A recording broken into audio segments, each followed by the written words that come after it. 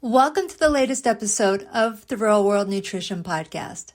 This is episode 208, Fat in the Diet, Healthy Choices Without the Hype. Hi everyone, welcome back to another episode of Real World Nutrition. I'm glad you're here for this conversation about fat in the diet. And today I want to go beyond the headlines and the hype, and boy, there's a lot of confusion about what fat really does in the body, the different types of fat, and how to make healthier choices without getting lost in all the confusion. Now, I feel like I talk about this a lot. I thought I had done a bunch of episodes about this, but when I looked back, it wasn't as much as I thought. And it's because I talk about this so much with various people. I write about it a lot. It feels like the message is out there and it's just not getting across. So I feel like I may as well just address it again. And it never hurts to hear information again. Now, I do want to mention that this blog does connect with a blog that I wrote earlier this month or just a couple weeks ago that I'll link in the show notes.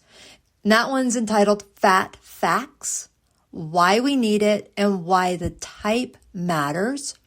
So if you haven't read it yet, go ahead and head there now or when you're done with this episode, or just head to that link afterwards. I've also linked a couple other blog posts and podcast episodes that are somewhat related that you may be interested in, and that's related to cholesterol, dietary cholesterol, omega-6 fats, and addressing the seed oils, which I'm not getting into in this episode because that episode was just a couple months ago about the seed oils. So just, again, take a look at the show notes to see what I've linked to there. So I want to get started here. First up, why fat in the diet matters. So this is one of those things where fat had a bad reputation for decades, and in the 80s and 90s, fat-free was the big trend. We had fat-free cookies, fat-free salad dressings, fat-free everything. And in a lot of those cases, there was sugar and or salt added to those foods to help make them taste good still. And here's the big thing that people missed out on. Just because something was fat-free doesn't mean it was calorie-free. That was a big misnomer. But I'll tell you what, I still have people that have this idea that they need to be low-fat or fat-free on a lot of things. And that's another one of those things, kind of like eggs are not bad for us, that people won't let go. They still hold on to that idea. And I often say, why do we still hold on to some of these ideas that are definitely outdated, but people still can't get that fruits and vegetables are so important? But I'm not going in that direction today. But really, to address this, the human body does need fat. We need fat in the diet. It's absolutely essential for absorbing vitamins A, D, E, and K. Those are what we call the fat-soluble vitamins. So in order to absorb those vitamins, we need fat in the diet. Fat also helps with hormone production. It supports brain health. Our brain is made up of fat. And fat in the diet even helps with satiety. So that means it'll help you feel full longer and feel more satisfied after a meal if it has some fat in it. Now, you also feel more satisfied and fuller if your meal has fiber in it and it has protein in it. So it's not this black and white thing. My students right now, we're going through the process of the different macronutrients. And when we talk about carbs, they want to know, okay, focus on carbs. Or when we talk about fat, focus on fat. When I tell people, keep in mind that we eat food and those nutrients, those macronutrients tend to fall into place. So that's why I say, keep in mind, we don't have to focus on fat. Just think of the foods that may contain fat that generally are going to be okay. Some not so much, but I'll get into that in a little bit. But there are times when I have people say that they want to cut out all fat to lose weight. They also tend to go on the other end of the spectrum and go high fat, thinking that helps to lose weight. So I'll address that here in a bit. But cutting out fat in the diet is not only unnecessary, it's potentially harmful. So the goal is not to have no fat in the diet. The goal is to aim for the right kinds of fats, the right types of fats in reasonable amounts. Now, I want to get into the different types of fats, and this can be confusing for a lot of people. So, rewind this as you need to. But I want to break this down into the categories we talk about. So first up, the unsaturated fats. So these are the ones that I call the supportive fats, the healthier fats. The unsaturated fats include monounsaturated fats and polyunsaturated fats. And the monounsaturated fats are the types that are in olive oil, primarily in olive oil and avocado. And polyunsaturated fats are primarily found in walnuts, flaxseed, fatty fish. Now, those aren't the only sources. Those are just examples. But in the bigger picture, various oils contain different types of unsaturated fats. Various nuts and seeds contain various types of polyunsaturated fats. So again, these are the healthier fats.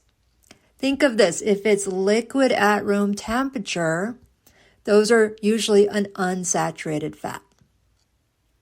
Now, there's the saturated fats, and these are found in foods like butter, cheese, red meat, and coconut oil. And while these aren't the worst thing ever, they're not the healthiest or healthier fats either. So evidence shows that eating too much saturated fats increase LDL cholesterol, so the one we don't want that one to be high. And we have a very, very strong correlation that shows that people with high LDL cholesterol have an increased risk for heart disease. Now, generally speaking, a saturated fat is solid at room temperature. And I'm sure I've said this before, but of course I'll say it again. If we take a solid fat and melt it, it becomes liquid. But when it comes back to room temperature, it returns to a solid. So if you think like when you cook bacon, and that's liquid that is in the pan, but when it cools to room temperature, it's a solid. So even though it's not a hard solid, it's still a solid. So keep that in mind. Now, the other type of fat that we absolutely want to avoid as much as possible is trans fats. And these are found in hydrogenated oils, some baked goods, fried foods, and they are really known to be harmful to heart health, and there's really no benefit. Now, I'm talking about trans fats that are created in the laboratory setting. They're made. I'm not talking about the very, very, very small amount of trans fats that are naturally found in bovine sources, so red meat and dairy products. Those are so small. I'm not talking about those. I'm talking about those created trans fats. And really, trans fats are less common now due to changes in food regulations. This is one of those things that's been banned in the United States for quite some time. But they can still sneak in through different types of hydrogenation process. So this is required on the nutrition facts label. So just keep an eye out for that. I don't find them very often anymore. And I can't recall the last time I've seen it, but I still want to make sure it's mentioned. Now, I do want to address some common myths I frequently hear. I'm sure there's more that I'm not addressing, but here's some of the ones that I hear. So, myth number 1, all fat is bad. And no, not at all. As I've already said, we need fat. The type of fat is what matters most, and actually how much of the types of fats matter most. So again, the healthier fats, the unsaturated fats, would be the bulk of our fats in our diet. The solid or saturated fats, less so. Here's another myth that the low-fat foods are healthier. Low-fat foods or even reduced-fat foods. And this one I've mentioned briefly. It's usually the opposite. It depends on the type of food. But low-fat or fat-free foods can often have added sugar, added salt, or added starch to make up for the flavor that fat provides. So an example here is reduced fat peanut butter. The calories are the same, regular peanut butter compared to reduced fat peanut butter. The fat is lower in the reduced fat, hence the name, but there's more salt and more sugar in the reduced fat peanut butter than in the other kind of peanut butter because it makes up for the flavor and it's not healthier. Now, low-fat milk, that's not one where they add anything to it. All they do is take out some of the fat, and there's going to be more room in there for water and some other nutrients. So with that, I tell people, go with your personal choice on that. Just make sure it's pasteurized. So, another myth here is coconut oil is a superfood. Now, I haven't seen this as much lately, but boy, it was there front and center for the longest time. And coconut oil is not just one of the most saturated fats out there. It is the most saturated fat. It is higher in saturated fat than butter, than lard, than beef tallow. And it's fine for an occasional recipe, or my favorite use for it is on my skin and hair. But it's not a health food. It's not heart protective. There's all kinds of misinformation about what coconut oil can do, and it's not backed by evidence. And then another myth is you have to avoid oils to completely lose weight. No. You have to avoid oils completely to lose weight. Did the wrong emphasis there. So of course not. It's about balance. For weight management, it comes down to total calories in most situations. So really looking at the overall intake of all foods is what matters most. So using olive oil in a stir fry or salad dressing, that's great. But cutting out all oils won't make you healthier. Now, on the flip side of things here, I want to address a couple myths about high-fat diets. This is another area of confusion is when people assume that more fat is automatically healthier. So we got the ultra-low-fat side of things, and then we've got the ultra-high-fat side of things. And this high-fat idea is often tied to the trends like the keto diet, which is very high in fat and extremely low carb.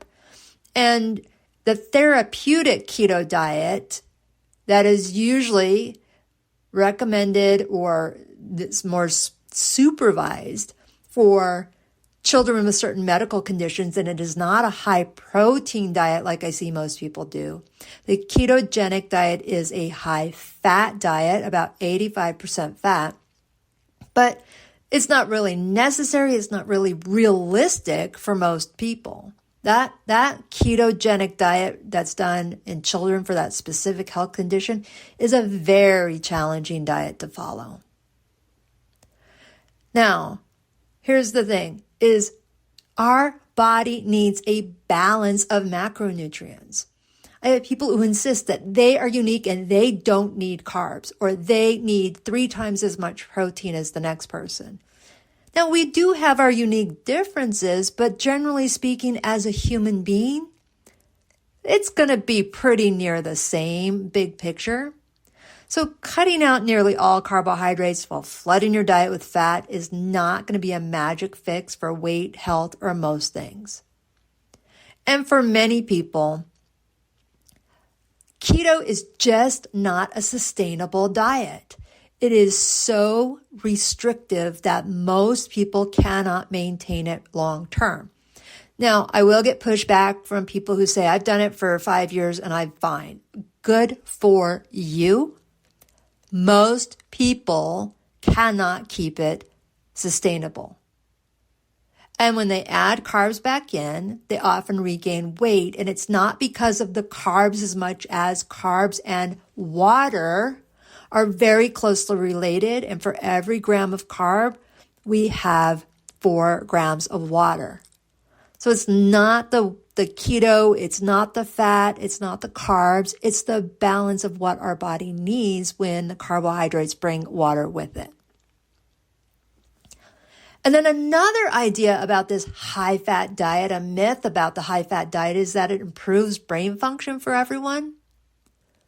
Well, healthy fats are important for brain health, but that doesn't mean eating bacon, butter, and cheese all day is the answer.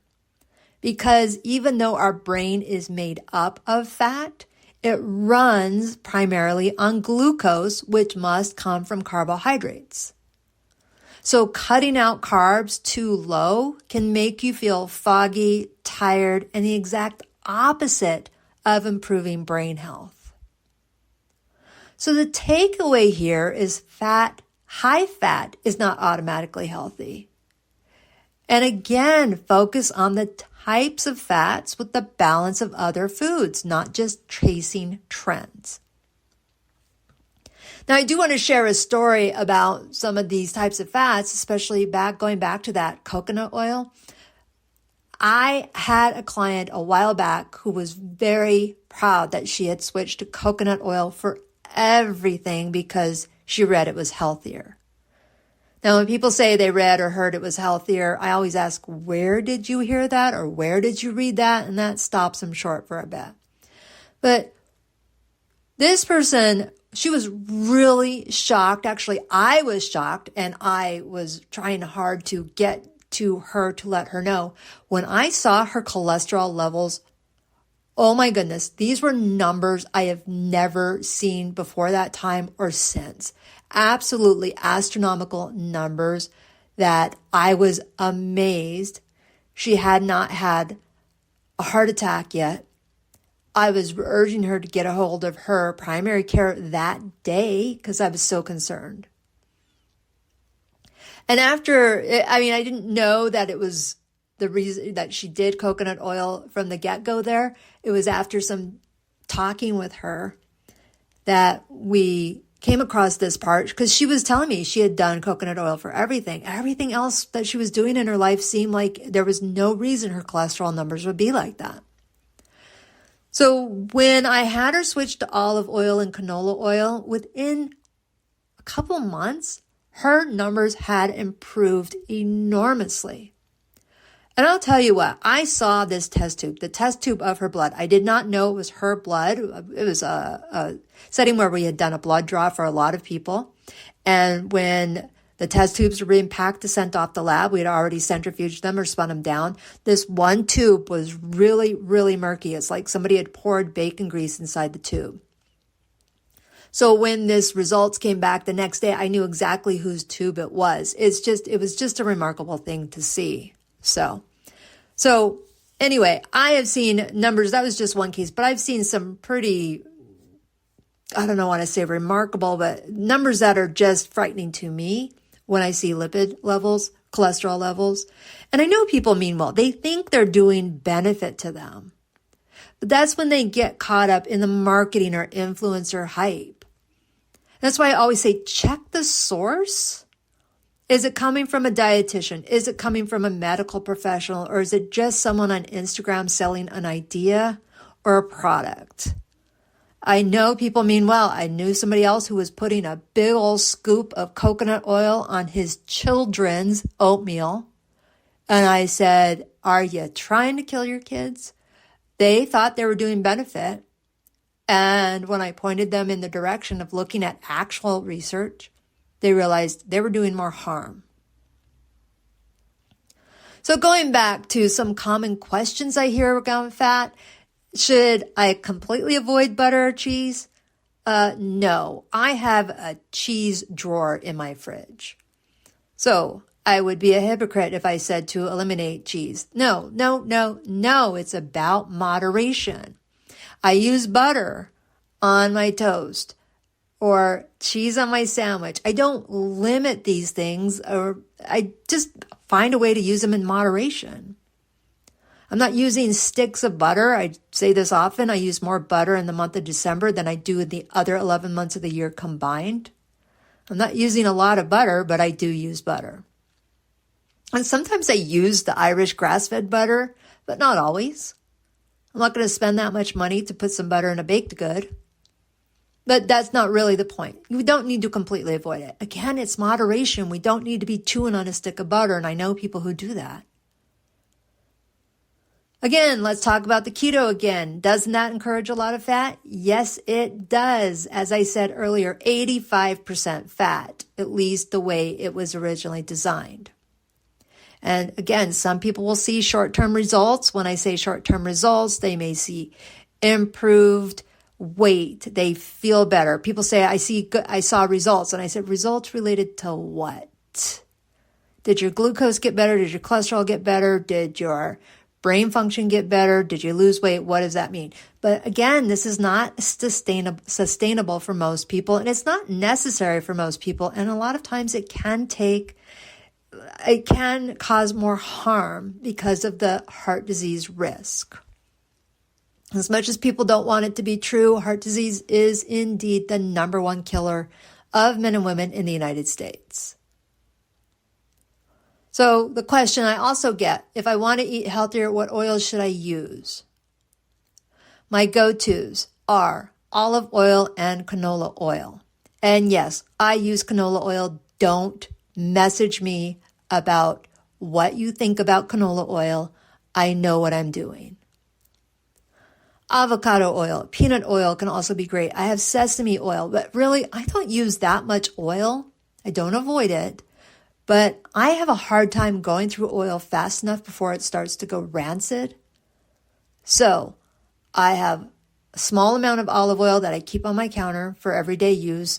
I have a bottle of canola oil that I keep in my fridge when I'm doing more baking. I have butter in my freezer all the time with a stick or two in the fridge. I actually use a butter canola oil blend for spreadable butter. But it's really, I am not one of those people that needs a cupboard full of oils. If you like that, go for it. But I've also known people who will buy their oil at Costco in huge quantities, and they're a family of one, a family of two. And that's really not an amount of oil people need to be using before it goes bad. So just a couple of versatile ones will do the trick. And if you have a specialty oil that you like the sesame oil I use it for a couple specific recipes, but that's a small bottle. So let's get some practical tips for everyday eating. This is the part people ask, what should I do in my daily life? Well, use olive oil for salad dressings or light cooking. I use it for sauteing. Canola oil, if you want to do a vegetable oil blend, but I prefer canola oil because it's got omega-3s in it. It's high in monounsaturated fats. Use it for baking or higher heat cooking. Here's other fats. Nuts and seeds, I keep them on hand. I have peanuts. I have mixed nuts on hand for snacks. Add it to salads, add it to oatmeals. I have all kinds of nuts that I use on the regular. It adds flavor. And they're healthy fats. Choose the fatty fish like the salmon, the sardines, a tuna a couple times a week. Most people aren't getting enough omega-3s, and those are not fish that we have the mercury concerns for. Limit coconut oil, limit butter, and if you still use shortening, that should be for occasional use. The last couple times I bought shortening, I just needed like a tablespoon of it. And still, I ended up throwing it away because it went rancid. And then again, don't be fooled by the low fat or fat-free on a label. Look at the whole picture. What else is in that food? Is the low fat or fat-free, does it change the calorie content? Or is it like that peanut butter where they added stuff in it and it wasn't healthier? So here's the takeaway. Fat isn't something to fear, but it's not something you want to go overboard with either. It's about quality. It's about balance. Unsaturated fats support our health. Saturated fats should be limited, but not demonized. Trans fats are definitely the ones to avoid. So if you keep it simple, choose mostly unsaturated fats, limit the saturated, avoid the trans, you should be in good shape. And keep in mind, foods, fats, oils, all contribute. All right, everyone, that's it for today's episode. Again, check the show notes for the link to the blog, the other podcast episodes, if you'd like to read more.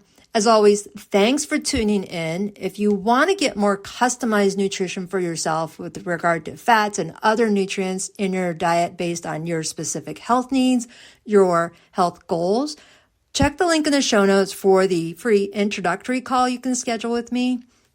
And we can get you started on, looking at that, what those goals are and how we can work together, or I can refer you to somebody else if there's a better fit. All right, everyone. And with that, you take care and bye for now. I'll see you next week.